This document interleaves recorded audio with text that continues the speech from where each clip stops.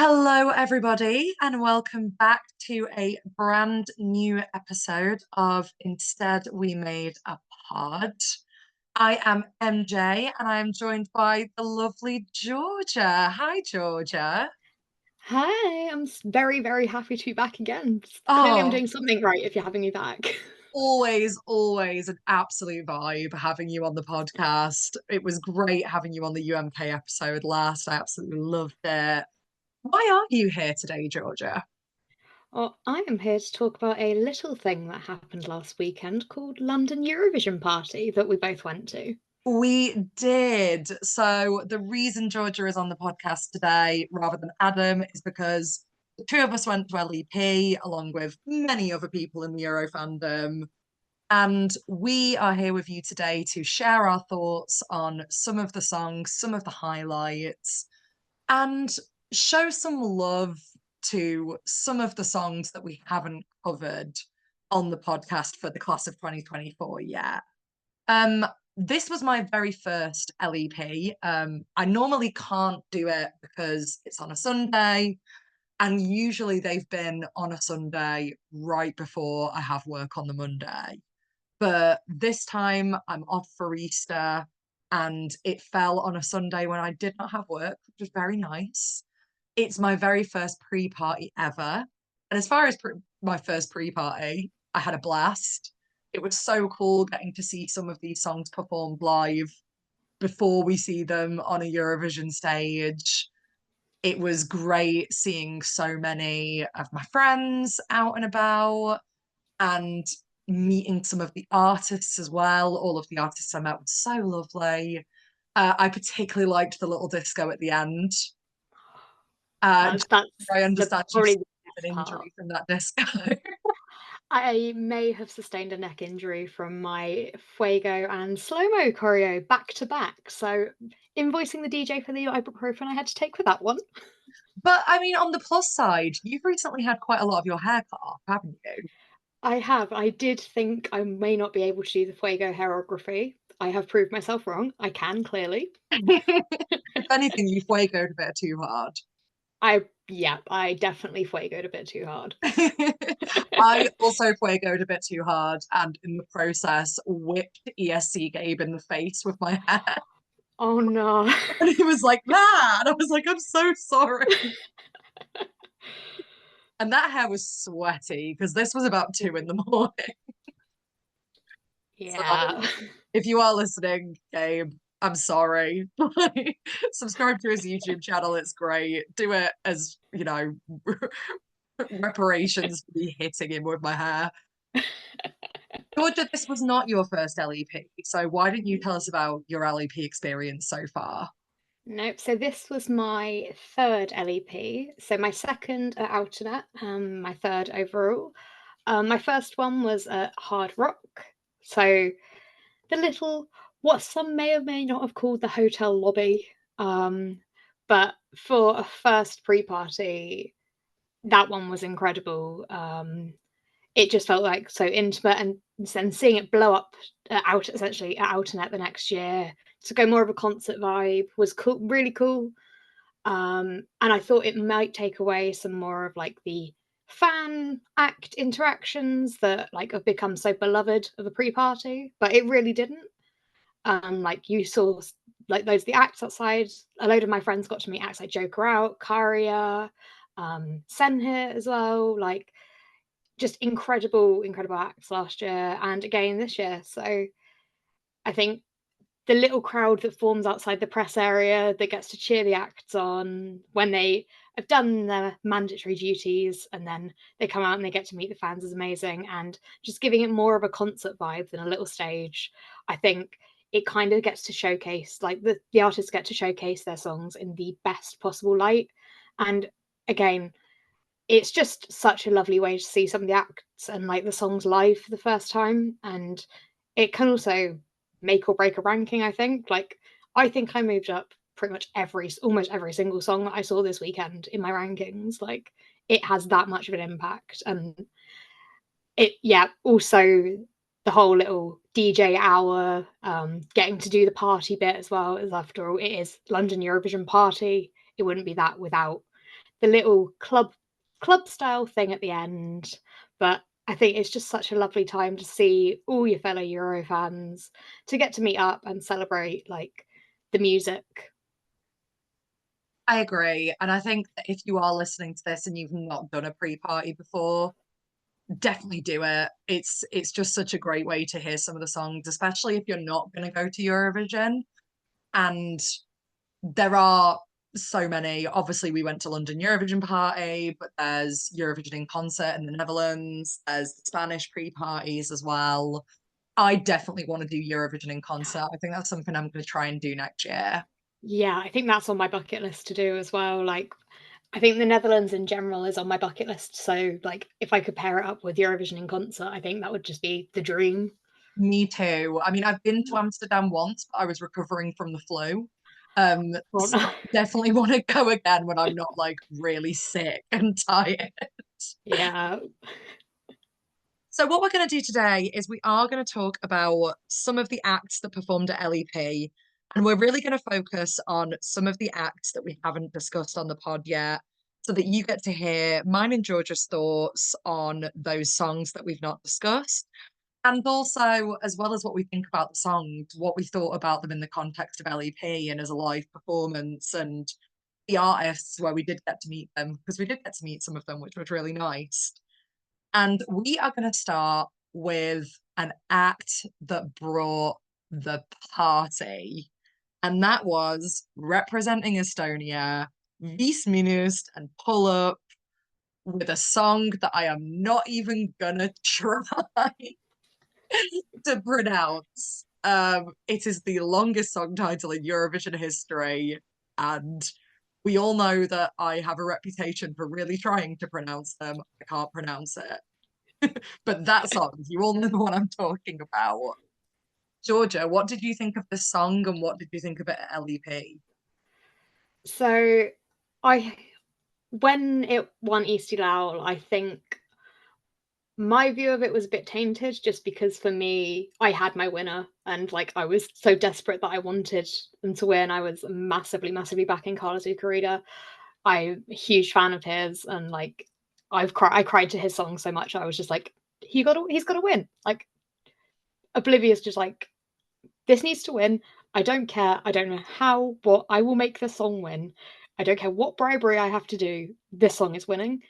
And I clearly knew it wasn't going to because when do my faves ever win? um, but I think I never really got it. Like I'm not even gonna try and attempt the song name, so the song is now It. um, but seeing it this weekend, I think has kind of told me that at some point it's gonna click. It hasn't yet, but I feel it coming. I feel that it's gonna click. And I feel like at some point, one day, I'm going to wake up, put my ESC playlist on. It's going to come up on shuffle, and I'm going to like, right, this is the day. It's moving up. It's moving up in the ranking, and that's quite an exciting thought for me because like I could tell everyone was loving it. I could tell like it's a party song. Like it's definitely got those vibes that it's like gonna go off like in a club setting, in a party setting, at Eurovision itself. And I almost can't wait for the day that it's gonna click for me. It just hasn't yet, but I'm waiting in anticipation for it to do so, if that makes sense. Yeah, 100%. Yeah. I think when I saw this at East Lal, I knew it was the favourite to win. I knew it was huge in Estonia. So I knew that all it had to do was get to that super final and it was going to win. Yeah. I remember seeing the first semi final where they performed and thinking the whole thing looked very messy. And I was a bit like, oh God, like, I know this is the popular choice, but if this gets brought to a Eurovision stage, like juries are going to tank it. And then by the final, it had much improved. And obviously, it got to the super final, and obviously, it was far and away the winner. I went through a phase of listening to this a lot. And then some of the other I don't want to say joke entries because I feel like that's a whole discourse. Yeah. This is not a joke song. It's light-hearted for sure. But some of the light-hearted entries came out, Tim Taggy Dim, Euro Papa. Yeah. And I found that I was listening to some of them a lot more, especially Euro Papa. I am obsessed with Euro Papa. Yeah. Oh, same. So it almost kind of took a back seat for me. I really enjoyed it, but it was slipping down my rankings just because other songs were coming through that I loved. However, seeing this live, I was just having the time of my life. I had some friends who were volunteers at LEP this year, and they were sat up in the VIP section at the balcony, and they filmed the group that I was stood with. And I thought everyone else was giving the same energy as we were. But if you see the video, we're just all bopping around in this little cluster in the middle, and then everyone around us is just standing there. And I was like, which I don't think means they didn't love it. I just think it means that people around me were going absolutely feral for this song. And I was absolutely buzzing when it was done. I felt like I'd had like the biggest can of Monster ever. I was like, oh my God, that was so much fun. That was so much fun. And that's how it's going to be in the arena. I think they're going to be able to do a lot more with their staging, which I'm really excited to see. I just really like, especially in the chorus, where it almost seems like they're battling each other. And I'm just so excited to see what this is going to look like on a huge scale. I can't see a world where in a televote semi this doesn't go through. And how it does in the final, I think, is a different matter. I think there's probably a lot of songs with this kind of vibe sort of competing for televote attention. But I definitely think this is going through, and I'm just so excited to see it. And I was so excited to see it at LEP. It was just fun. And It, we I all loved think it. I think seeing it at LEP as well, like I remember looking over and seeing that group and going, yeah, they're loving, you're having the absolute time of their life, because the people that you go with can absolutely make the experience. Absolutely. And like that was a proper example of like the people around you carrying the song and making like you love it a billion times more because of the experience that you've got alongside that song. Definitely. I 100% agree with that. And I think that links really seamlessly to the next act we are going to discuss, who is really not someone I was expecting to be belting the lyrics of. But I am, and I was, and it's Dons for Latvia with Hollow.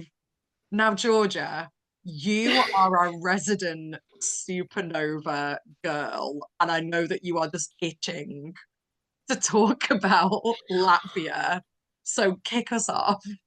Oh, I I'm gonna like from the moment I heard this song, listening to all the Supernova songs, I knew this was winning. Like straight away, I knew it was absolutely storming it. Like it is just I'm gonna say to me, it is just perfection. However, it's not as high as I would have thought in my rankings because there's so much other perfection this year. But it's Don's the vocal skills are just incredible. Just I love Supernova, and I will say this year's quality of Supernova maybe wasn't the highest.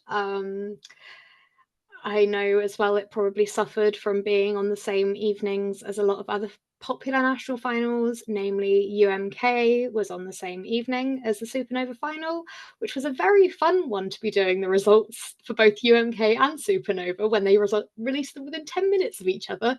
And I was worrying that I posted the wrong graphics. Representing Finland, it's done. It's fine, yeah, it's Don's, and then Sarah Sipala can represent Latvia, you know. Oh, I wish. Oh, don't remind me. But I just absolutely love Don's and the song. It's just it clicked. Like it wasn't my Supernova winner either, but it's just clicked in such a massive way that you would have thought it was. Um, I described it, and if you've read my articles, I've described it as Hosier-esque.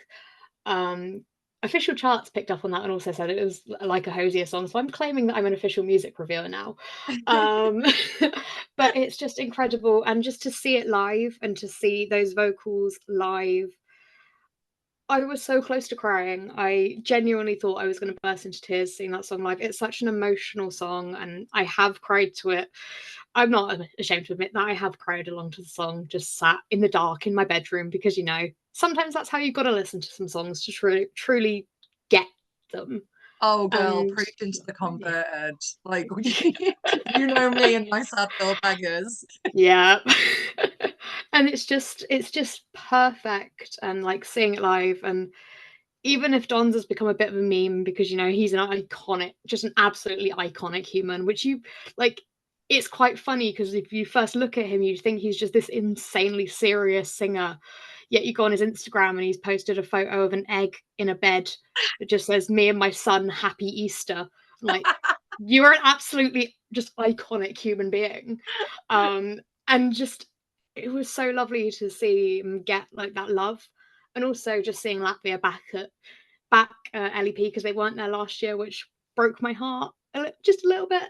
But just seeing them back, and yeah, I could ramble about Don's for just ever, and like how much I love the song and how just incredible it was to see him live. But I know we have a lot of other things to get on with, so I will just put a lid on this. Put a lid on your love for Latvia. Yeah, Exactly. Latvia always worry me at the moment. I was gutted last year when Aya didn't qualify. I know you were too. Loved Yeah. Southern Lights. I always knew they were borderline, and I know that in a Oh. televote only semi, they were going to struggle. I do think that it's probably the case for Dons as well. I think that if we still had juries, it wouldn't be as much of a worry. And when the song came out, because I didn't watch Supernova, I was watching other things. Sorry, Georgia. It's fine. I know I was probably one of 3 people watching Supernova this year.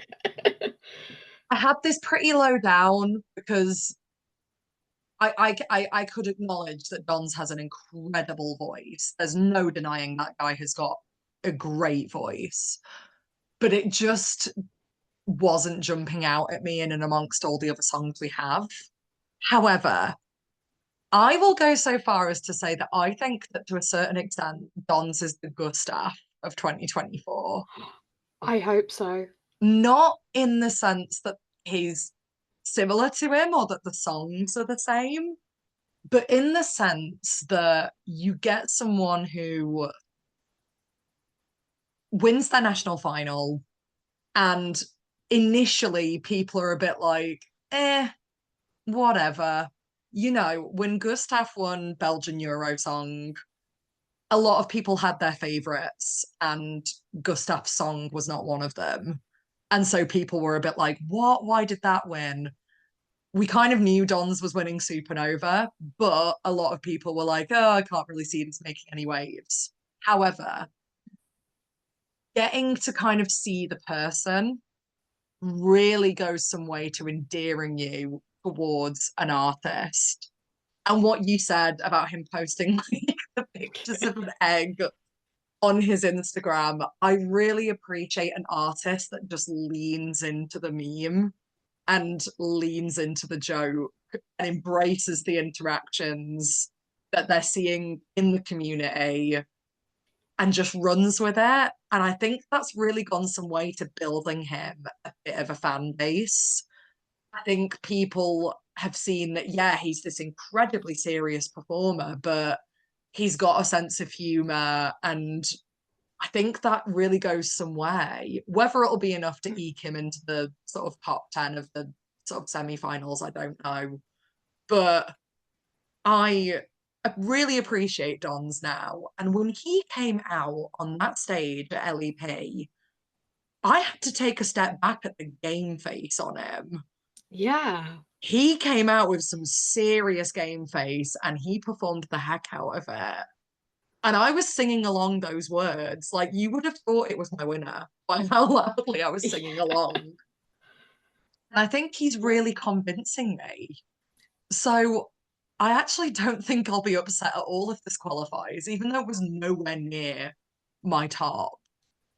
I just really appreciate Dons now, and that's great. And I do think that that's where pre-parties are a really great thing. You do get to see acts that, you know, studio track wise, you might not have paid much mind to, but then you see them live and you go, oh, okay, I get it now. Yeah. The perfect example of this is, keeping on theme with Latvia, was when I saw City Zeni at LEP. Yes. They were not my winner before that. I had not paid attention to the song, and I feel like we should say, and the rest is history. We all know my love for City I was Zeni. gonna say you adore City Zenny now. Yeah. So it was LEP where it clicked. Like, I was not paying the song any attention. It just wasn't there for me. And then I saw them on stage and I was like, that man, his band, he almost knocked somebody out by attempting a stage dive. I don't care. They're my winners now. But I really hope that Dons can, like, get Latvia back to the final. I know it was so close last year that it was like a point in it between Sudden Lights and Luke Black.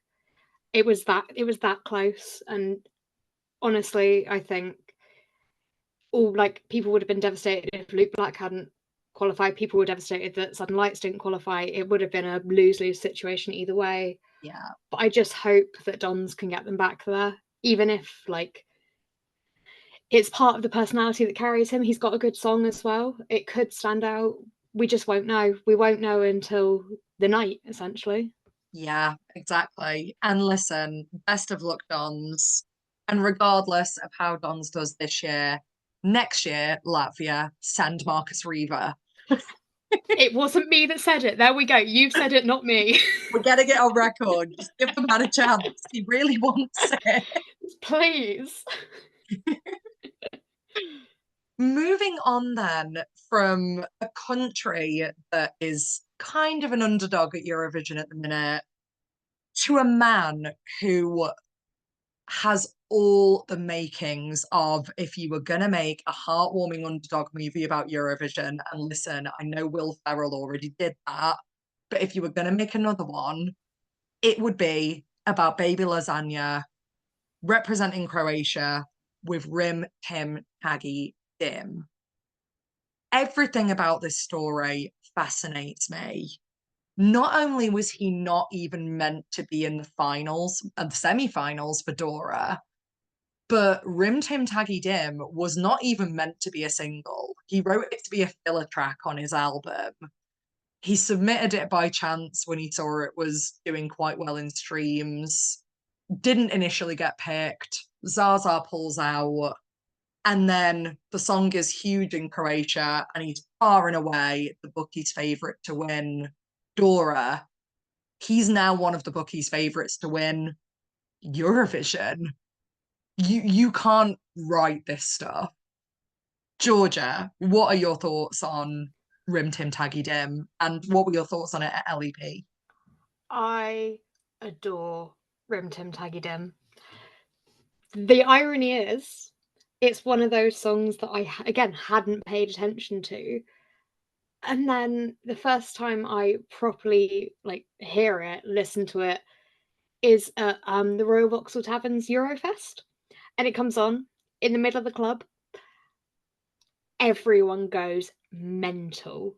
And I'm just there like, oh, this is a song. This is a good song. Like, I remember I watched the Dora performance and I didn't quite get it. And I was like, what's all the hype? And then I see it in, like, that club setting with everyone going mad. And I'm like, okay, I get it now. Which is what I was saying earlier about how the people around you can really make the performance, like, make the song, like, just it's like everyone makes your experience, and it can just shape how you see it because you can see other people loving it, and it's like that carries it. And just standing in the middle of the club while everyone's doing the dance, and you're just like, what the hell is going on? Like, what? That was an experience. But yeah, it's become like, it's up there for me now. Like, I absolutely love it. It's just an incredible song. I can't fault it. Like, it's feels so unique in a way. Like, I know that we've had those weird, I'm going to call them weird comparisons to Karia, just because the outfit he wears, people think looks too much like Karia's. It's not. The dancing is too much like Karia. It's not. But it's just an incredible song, and seeing the crowd go mad at LEP has just cemented that I think this is going to go so far. It's going to qualify. I can't see a world where it's not going to, especially in a televote only semi. Like, the televote is going to carry this. I don't know how juries will react. Like, I mean, we could be surprised because Karia did really well in the juries too. Not to make those Karia comparisons, because I think we do have a couple of songs that aren't the same, but they're right. They're not the same, but they're riding the wave. They're walking the path that Karia paved last year. Ugh, Yes. words. um, so no, we've got a lot of songs this year that are walking the path that Karia paved, which happens every year. You get a really popular, successful act, and next year you have a few songs in the same vein, hoping to like kind of continue on that success. And I genuinely think that Rim Tim Taggy Dim could. And I think, as you said, it would just be the most perfect underdog story. Like, the culmination of that, from not even meant to be being in the national final to making the final of Eurovision, like, and placing in the like top. I honestly, I could see him placing in the top 10, like, carried by the televote. The juries are unpredictable at this rate. We don't know what it could do, but I just think I could see it doing really well, and it would be so deserved. I totally agree. I remember being really shocked because I covered Dora for Phoenix this year. And there were so many songs that, with all due respect, I was like, Baby Lasagna wasn't even a first choice, and this was.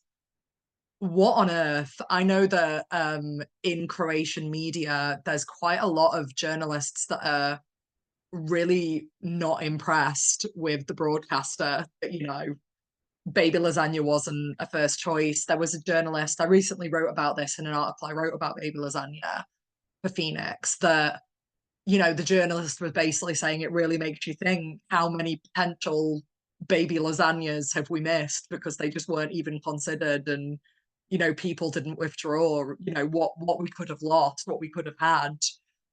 And yeah, I mean, it bears thinking about, because if that didn't make it, and now Croatia are potentially looking at getting their best result in years, they may need to have a serious think about the way that they've been making decisions potentially. I think that the song has a really great message as well. I still live in my home city, but I have a brother who lives in London, and I have another brother who lives all the way in Hong Kong. And, that idea of leaving your hometown to sort of explore sort of bigger opportunities, but then the fear and the feelings of homesickness that come with it. That's something that so many people can relate to. And I know it's something that a lot of people in Croatia can relate to as well, which is why I guess the Croatian public have embraced this song so much. I agree with you that I think we could be looking at a potential carrier result here. I was initially, I mean, we saw it storm the televote at Dora. It got more points than any of the other acts combined with the televote, which is insane. We're looking at carrier UMK levels there. But I was initially thinking, well, is that going to get replicated at Eurovision? Because Georgia, like you said, has other songs that are real televote magnets this year. And yeah, I agree. I think we probably have Carrier to thank for that. But I agree with you, seeing it live and seeing the crowd response to it, I really think we could be looking at a potential televote winner here. And I do think that in a year like 2024, and I've said this quite a lot in conversations with people this year, in a year like 2024, where there's not necessarily a clear and apparent jury winner like there was in 2023, a carrier result could result in a win. You know, obviously last year we knew that Loreen was going to storm the jury, so it was kind of hers to lose. She was never going to do badly with Yeah. the televote. So this year, where I don't necessarily think there's a clear-cut jury winner yet, obviously we still have rehearsals to see. I really think he could do it. And that would be amazing for Croatia because they've never won Eurovision, and their last top 10 result was in, I think it was like 2001 or something. So if we're talking again about underdog stories, Croatia itself is a total underdog at Eurovision, and that would just be incredible for an underdog to bring it home for them. And I've been to Croatia, it's a beautiful country. I'd love to go again. I guess moving on then, we will look at a performance that I was absolutely hyped for. I have said a few times this year that I'm not really sure what my winner is. I sort of cycle between about 5 songs that I really love, but this is one of them, and it is Ulvaham by Gutter for Norway. Oh my God, I was so pumped waiting for this to come on stage at LEP, to the extent where one of the hosts, Paddy O'Connell, said, "This song's about draining the blood of your stepmom." And I went, and someone next to me who didn't know me just started laughing at me. And I was like, I'm not endorsing draining the blood of relatives. I just really love this song. So to the person who was stood next to me at LEP and probably thought I was a bit of a crazy person, hi, I'm really sorry.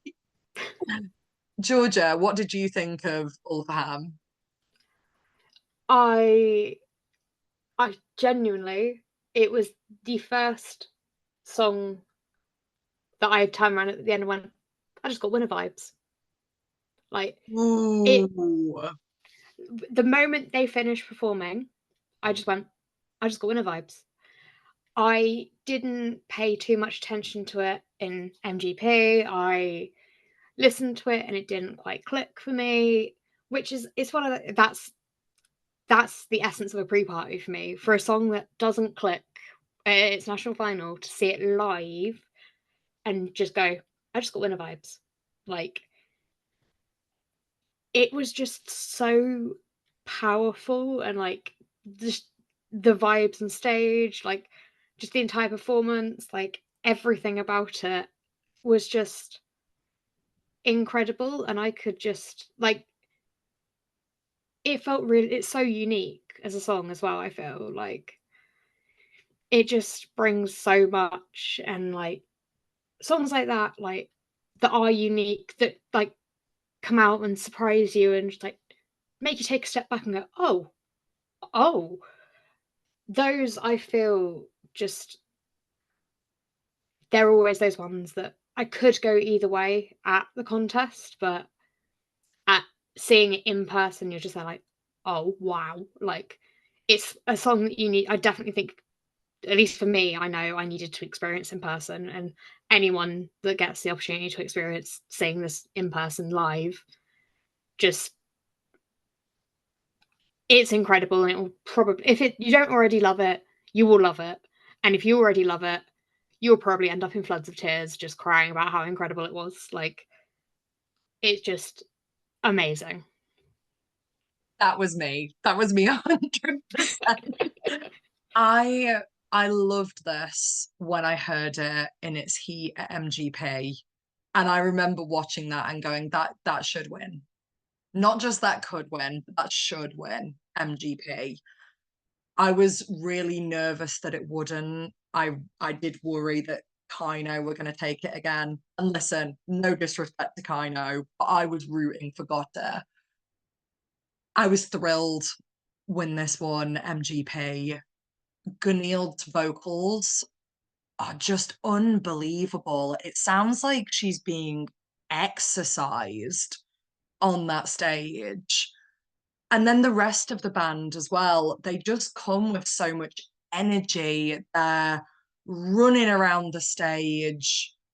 We already kind of have a bit of insight into what it's going to look like with Malmö if the MGP staging is anything to go by. Norway tend not to change their staging too much. But that spinning sort of platform with Gunhild in the middle and the band around her, if they bring some incredible sort of camera shots so that you can see what the rest of the band are doing as well. And when that guitarist flung his guitar in the air and caught it, I yelped. I was terrified. I couldn't believe that. Honestly, I saw it and was like, what? He how did it how on did stage at MGP, but I still wasn't expecting it. I went, ah! So incredible. And I don't know if I think this is winning Eurovision. I would love it. I would absolutely love it if it did, even though, Oslo is very expensive.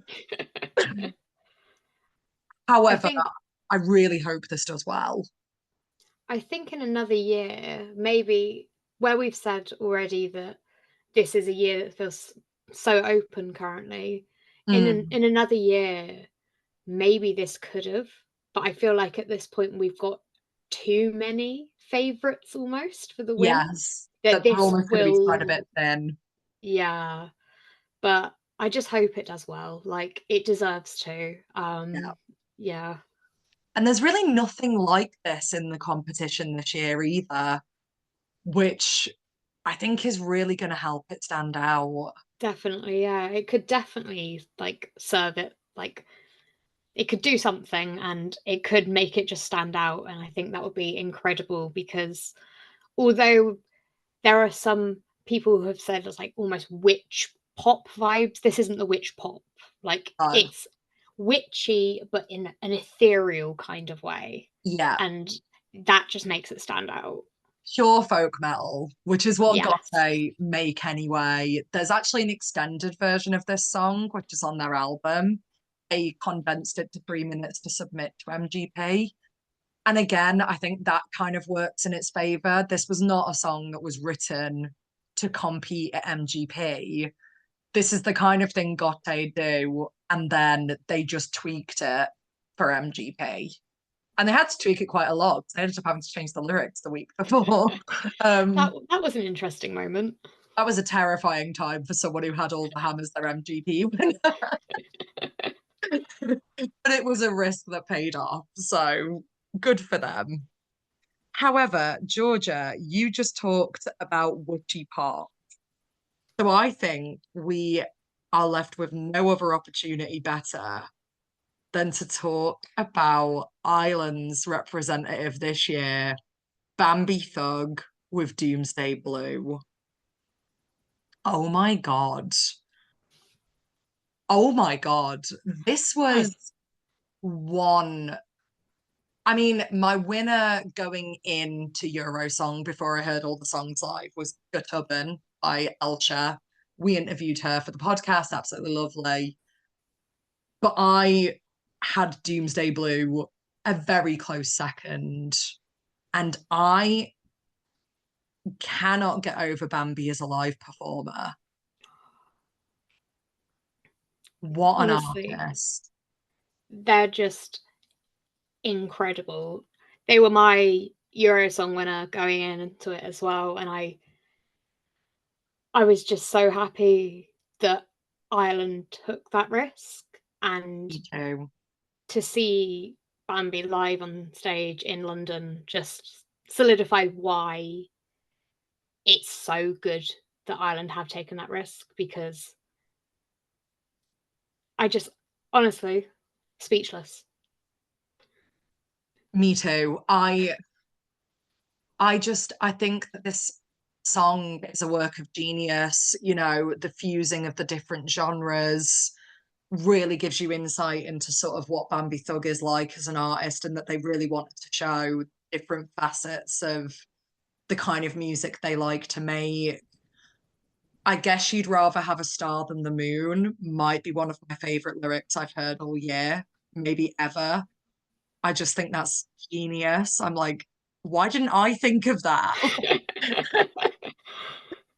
I was, I mean, it's always so difficult to judge what an entry's gonna sound like from Eurosong because I know that a lot of Irish Euro fans continue to want more from Eurosong, and that this year was no exception. Obviously, very happy with the winner, very happy with the direction it seems like Ireland are going in, and the fact that it looks like Ireland will potentially qualify this year.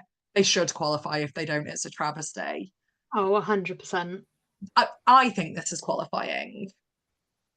But I remember I hearing this at Eurosong, and obviously the sound mixing is never up to par. Hearing this at the pre-parties, and especially hearing this at LEP, I was like, I'm just so excited to see what it's going to look and sound like in Malmo now, because my God, did this pop off live? I think I'm just so excited as well because I remember seeing that Bambi mentioned that there's gonna be a revamp for Malmo as well, but you're not gonna hear it until Malmo, and that's just No, even more exciting. Like, how can you improve this work of art already? you might get a little snippet of it if you go and listen to the instrumental version that's just come out, you know, the Eurovision karaoke album. Yes. From what I can hear, it's not drastically different, but there's just a lot more punch in the bits where you would expect there to be some punch. And That's yeah, thrilled. I And just can't wait to see what the stage show in Malmo is gonna be. Like, if they're bringing punch to an instrumental version, like, uh, I'm just sat here just speechless right now just thinking about it. yeah, I'm so excited. And So excited. I also have to give Bambi a big shout out for consistently just bringing their fashion game to every single pre-party, every single public appearance. Honestly, like, all the other contestants should take note. Like, 100%. I'm taking Bambi it. So I want Bambi to is dress me. yes. I mean, I don't know if I could wear it to like go to Sainsbury's, but I still want to know what they'd put me in. You can try. I mean, why not? Why not? But yeah, so excited and so thrilled for Ireland and for the Irish Euro fan community. They're a really dedicated group of fans. And it's just so cool getting to see them excited and galvanized by what Ireland is bringing, rather than going, here we go again with a safe bet, Euro song, a bit of a dance squib. And Ireland are now in the top 10 of the qualifying odds for semi-final one as well, which I don't think has happened since 2013. They weren't even in the qualifying odds in 2018, which was the last time they did qualify. Love it. Can't wait. Need to see Ireland in a final again. Agreed. Agreed. And then I guess from one sort of fan favorite to another one is something that I think is quite high in a lot of Eurofans lists, which is Looked Out by Sylvester Bell for Lithuania. This was one that I was really excited to see live. I covered Lithuania for Phoenix this year. I The thing about Lithuania, and I think I said this on a space before, and I actually said it to our friend and Phoenix contributor AJ as well, when we were stood in the crowd sort of watching, is I'm often not mad on Lithuania's national final, but I find that no matter what, they often seem to make the right choice. This was the right choice, 100%. It appeared in the first heat, 100%. and I was like, look, Telk needs to win if there's any justice. What did you think about Look Telk on the night? It was everything I could have hoped for and more. It's currently fourth place in my rankings as of today. Um, it was my winner. It slipped because other songs were released. But it was my winner at one point. I heard it and immediately put it straight at the top of my rankings. And it's just, I listen to it on a daily basis. Like, I know this song is incredible. I just love it. And I was like, this is one that I might cry at. Like, I had a list of songs that I probably could cry at. I didn't cry at any, which I'm surprised at.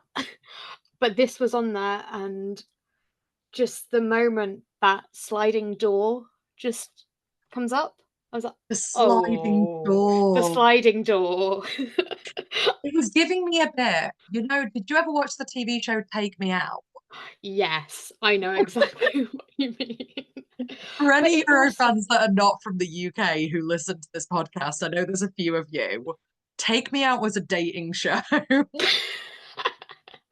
where a line of women or men would be basically choose between one person. They would turn their light off and on if they liked the person. But when the person came down, they would come down in this weird elevator thing, and then the door would open to reveal the single man. And all I could think about when I saw that kind of sliding door was Take Me Out. And it was like, I just had Paddy McGuinness's voice in my head. Sylvester Bell, reveal yourself. I feel like I I'm feel alienating so many of our fans that listen to this from all over the world. But just it, go watch it some old Take Me Out episodes and you'll hear what I'm talking about. thank us later. Yeah, you should. It's amazing. But that sliding door, working with the graphics though as well, with the blue strip from the Lithuanian national final, which was in the graphics there, I just thought that worked so well, and it was like that was an oh, this I'm seeing this song live, and it is just as good, if not better, than I expected it to be, because I had high hopes for this, and yeah, it just exceeded every last like hope that I had. It was just incredible. Just yeah, I honestly cannot just honestly at this point I'm going to keep a counter of how many times I say honestly as well. But I can't put into words how much I love this song, and just seeing it live just solidified. Yeah, that's a good song. And the reaction to it as well, it's going to do well. 100%. I think this is going to do really well. It's just such anger. It's just he's an incredible performer. I love that he's quite understated, but that understatedness in his performance really works for him. I think he's quite a sort of powerful looking figure, and he really knows what to do with his stage presence. He doesn't need to do too much. And I feel like they're going to get an elevated version of what he did um, at the national final. I don't think he needs to do too much with this because I feel like his performance, his star quality, the song itself is going to do so much work for him. We often, I remember people joking that he was the Lithuanian Troye Sivan. He's recently released a cover of Rush, which is also incredible, and people should go and check that out. I am so excited to hear more of Sylvester Bell, and I feel like this is just the beginning for him. I feel like we're going to see more and more of him after Eurovision. And yeah, this was one of my highlights of the night, 100%. Someone who was also a highlight of the night, who I really wasn't expecting to be, because I don't watch the national final that this singer won. And I really wasn't that bothered about the song. But I ended up falling in love with her, was Sarah Benici, who is representing Malta with her song Loop. I think Sarah Benici for me really encapsulates what I've come to realize about the pre-parties and the appreciation they can give you for a performer. Because I think I met Sarah Benici about 5 times during the day. She just kept walking past me. And every single time she stopped, she said hello, she gave everyone a big hug. She is the sweetest little ray of sunshine I have ever met in my life. She is a cutie patootie. And then when she came on stage, I couldn't believe that that same person who'd been so giggly and smiley and chatty was the same woman on stage getting thrown around and flipped around and just busting the moves. I was like, okay, Sarah Benici, Loop may have clicked for me. What did you think, Georgia? So I already loved Loop before LEP, and we may have Phoenix contributor Danny to blame for that partially. Um, he'll he'll be very happy to hear me say that, because Oh, at least somebody has succumbed to the Malta propaganda. I said to him, I was like, I'm going to say on the podcast, and you can take this to the bank. Danny may have been right about Luke, and he was thrilled to hear it. So, Danny, I know you're listening. You may have been right about Luke. Yeah. But it's one of the songs that I listen to on a daily basis. It's in my rotation. I was so excited to see it live.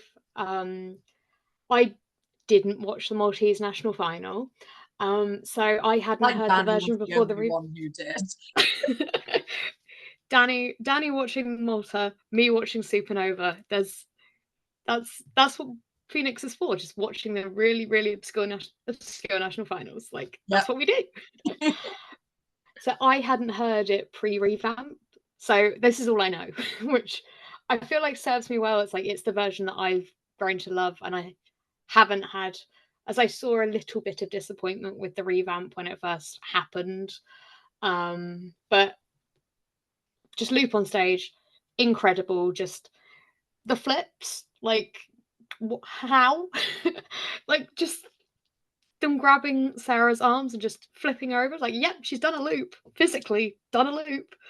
And it's just an incredible song. And I didn't get the chance to meet Sarah, but the fact that she came down during like the club party hour afterwards, danced with fans, got photos with fans, and even joined the conga line, which is just so synonymous with pre-parties, like everywhere is the conga line, typically to Lavender.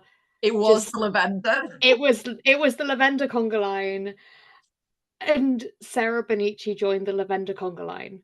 Words that I never thought I would be saying this season, ever. Such a gem of a woman. I feel like we're going to see Sarah Benici at Eurofest one day. Almost definitely. The And other we thing can was party with her again. that I just want to see Danny's face when that happens. Oh, you're going to have to pick him up off the floor. He's not going to be a well man. No.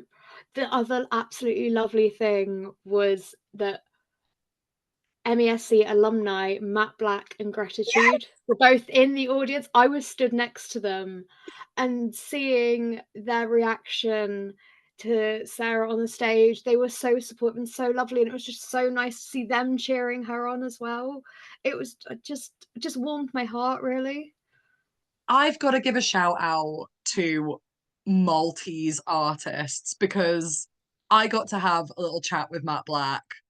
Just the sweetest. And Sarah Benici was the sweetest. I'm just getting the impression that the people of Malta are just absolutely lovely. It was very surreal though. I just turned around one minute and then turned around again and Matt Black was stood behind. And I was like, what is going on here? Yeah, it Yeah. kind of made me, and I know Danny is just going to be rubbing his hands with glee listening to this episode. It kind of made me want Matt Black to win MSC one day. Well, as I've said, maybe it'll be the year that Marcus Reaver wins too. It will truly be a Eurovision for Phoenix and Phoenix only. Oh, amazing. Sarah Benici, it was an absolute pleasure. I hope you do really well in Malmö, and I can't wait to see you at Euro Club because you seem like a girl that likes a boogie. So I feel like I'm going to see you there. Headlining LEP was, of course, our very own representative, Ollie Alexander, who is representing the UK this year with his song Dizzy. Georgia, I know you are a huge Years and Years fan. So take us through your journey with Ollie Alexander at Eurovision. So the day that Ollie was announced, I was watching Strictly Come Dancing on catch up. So I was a little bit behind, and I just see the Phoenix tweet, and I'm just like, hang on a minute, what? And then 2 minutes later, my BBC iPlayer catches up. I just feel like I have to apologise to all of my neighbours and everyone in the general vicinity to me that probably had glass shattered with the screaming that occurred. And the rest of the night was spent crying into a glass of wine and listening to old Years and Years songs Oh, because that was how we celebrated. And I just Dizzy is the absolute just epitome of what I wanted Ollie to send. It's so him. It's so incredible. As a long time Years and Years fan, been there since King, very beginning. Just like I saw Ollie live on the Night Call tour the other year, his first tour as a solo project for Years and Years, which since then he's gone to become Ollie Alexander using his name instead of the Years and Years label. Um, it just it's just everything I could have ever asked for. The other night I found my notes. Every Euro fan has it, the list of like artists that you want to go to Eurovision one day, and Years were on there. And I just couldn't believe it. I was like, this is for me. This is for me and me only.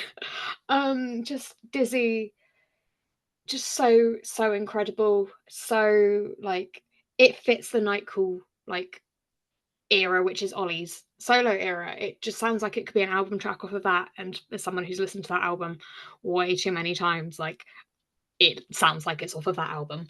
Um, it's got an incredible producer behind it. I could rant and rave about it for ages. And I also, in line with talking about Matt Black and Sarah Benici, I feel like I should apologise to Matt Black, who was stood in front of me when Ollie was performing, and I may have screamed into Matt Black's ear quite a lot while Ollie was performing. So apologies, Matt Black, for that one, which is again words I never thought I'd be saying. But no, I think seeing Ollie at LEP just made it sink in that one of my all-time favourite singers is representing my country at Eurovision, is going to do an incredible job of it. Like, I don't know how it will do, but for me, it's authentically Ollie, and I couldn't ask for anything more. And he is just such an incredible performer. Maybe that wasn't shown as much at LEP as a lot of people have said, and there's been a fair bit of discourse about. But I just know that whatever happens, like Ollie will be authentically him in the performance that he brings. And I'm just so proud to see him bring whatever performance it is. And I know that it'll be authentic from the heart and just Ollie to a T. And that was going to like cap off my rant because I have years worth of Years and Years rants that I could just you have I years could and years. I have years and years of Years and Years that I could just keep going. But now this is essentially all I've ever wanted. And I'm just so happy to see Ollie finally get the chance to represent us. Because I remember a couple years back there were rumours, and it's here, it's happening. and I just so wish him the best. That's so lovely. I feel like we're getting, when you talked about Under the Ladder in our 2018 rewatch, I'm just getting such a warm, fuzzy feeling deep down hearing you talk about, an act that you just love and that you're such a huge fan of getting to perform at Eurovision. It's what we all dream of. And Yeah. I mean, listen, if self-esteem ever represented the UK, I would be absolutely feral. So I think I would have to leave Twitter because I don't think anyone could stand the level of toxic fandom that would come out of me. So I get it. I completely get it. And it just makes me so happy that you're happy with Oh, Dizzy. I The discourse is interesting. I thought that Ollie sounded great at LEP. I mean, the thing about Ollie, he can sing, he can perform. This is not someone that's going to deliver us a dud live performance. I know that he said the staging is going to be quite gritty, and I really hope it brings kind of the vibe of the music video because I love that music video. yeah. We know we're going to get a consummate performer. I thought Ollie sounded great at LEP. I completely understand what people were saying about how he didn't look particularly thrilled. And clearly, the fact that they chose not to have the performance go on the Wee Wee Blogs YouTube channel implies that maybe they weren't too happy with how things went on the night. I think what we really have to bear in mind is that things were running behind quite significantly, and it was almost 1 o'clock by the time Ollie finished. He was meant to be finished around 11 o'clock. That's quite a significant delay, and obviously it's no Yeah. fault of anyone's. I can completely understand how it would be very difficult to not have that show through. I also think that when you've got someone like Ollie, who's a very successful, very experienced performer, him and his team are probably quite used to performing in environments where things run bang on schedule. So that's a difficult adjustment to make. And it can be really difficult to roll with the punches. I don't think, like you said, Georgia, I don't think we have anything to worry about in Malmö. I don't necessarily think that pre-parties are always an indication of how someone's going to do in Malmö. I think they're a great opportunity to practice performing your song live to a crowd. I think that's as much as they are. I don't think that this is necessarily an indication of how things are going to go next month. I do feel quite bad for him that, so much negative discourse has been brought on to his performance because actually, I really didn't think it was that bad. I think the fact that he, was maybe quite exhausted and still sounded as good as he did is damn impressive. And you want someone that's going to still be able to deliver that vocal when they're knackered, because let's face it, performing at Eurovision is quite a knackering experience in and of itself. In terms of how the UK are going to do, I don't know. I think there's a lot of strong contenders for the win this year. I don't necessarily think we're one of them, but I also think that UK Euro fans need to temper their expectations of how we do. In general, like, I think we had obviously Sam Ryder coming second, and people are now kind of expecting us to be powerhouses in the same way that Italy or Sweden or Ukraine are consistently delivering strong results. Let's bear in mind, yes, Spaceman came second in 2022. Before that, we had Embers. And that is no disrespect to James Newman. However, we've made some quite impressive strides in quite a short space of time. That doesn't mean we're a powerhouse yet. So maybe just calm down a little bit. I think that the UK has the potential to deliver a respectable result this year. And I think that that's what we should be hoping for, because that's how you start the journey towards becoming a consistently strong country in Eurovision.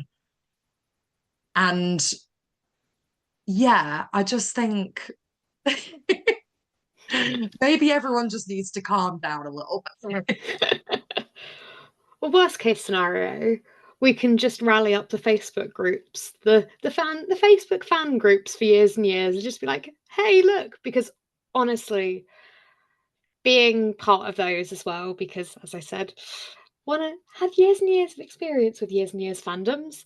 Um, they are just so behind Ollie, and having fans based so many different places in the world, and also Yeah. having the rest of the world vote as well. Yes.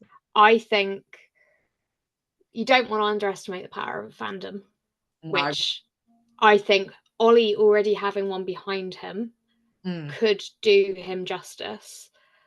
And that could help probably pretty big with his vote. Like he could get more of a televote than people are expecting potentially, because they know that there's only one night to vote for their boy.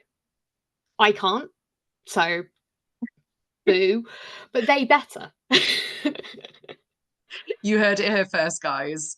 Vote for Ollie Alexander or Georgia is coming after you. And I guess that wraps up a little chat about LEP. We will be back with an internals episode really soon. Adam and I are going to be talking about some of the internal selections this year. You can follow us at thephoenixesc.com, on our TikTok, PhoenixESC, our Twitter account at the PhoenixESC, same as our Instagram. We're going to be delivering lots of good content in the run up to the contest. Before we go, though, Georgia, you've been embarking on a pretty wonderful venture yourself. So why don't you tell us about it? Yeah, so I have decided to kind of follow the hype almost. A little famous Miss Swift kind of started a huge trend of making friendship bracelets, and that has extended to the wonderful Euro fandom. But I decided that I wanted to do something more. I have decided that I wanted to sell the bracelets that I'm making, not for profit. I wanted to donate all of the money that I make from these bracelets to medical aid for Palestinians, because due to the ongoing conflict, I just wanted to do something to help. And especially with the whole current situation where we all know what's happening with Eurovision and how uncomfortable a situation it feels for many. We still want to support our favourites and support our favourite artists and support our favourite songs. So I wanted to try and do that while also doing some good to help. And yeah, a couple of weeks ago, I set up an Etsy store and have been selling the bracelets I've been making. And it's just been so lovely to see all the support from all Euro fans, and just seeing everyone so happy, and also doing some good and raising such an incredible amount of money for an incredible charity that really, really needs it. So yeah, it's just been incredible to take this little thing that I've just been doing for fun, basically, and just doing some good with it. Absolutely amazing. And I can't wait to get my hands on some of those bracelets ready for Malmo. So if you are listening and you really like the sound of Georgia's bracelets as well, then we are going to be including the link in this podcast and also on Twitter when this episode goes out, and on Instagram as well. So go and check out Georgia's Etsy store, get yourself some Eurovision bracelets. raise some money towards medical aid for Palestinians. It's an amazing thing that Georgia's doing for an amazing cause. Georgia, what's the name of your store? It's Bracelets by Georgia, so an easy one to remember.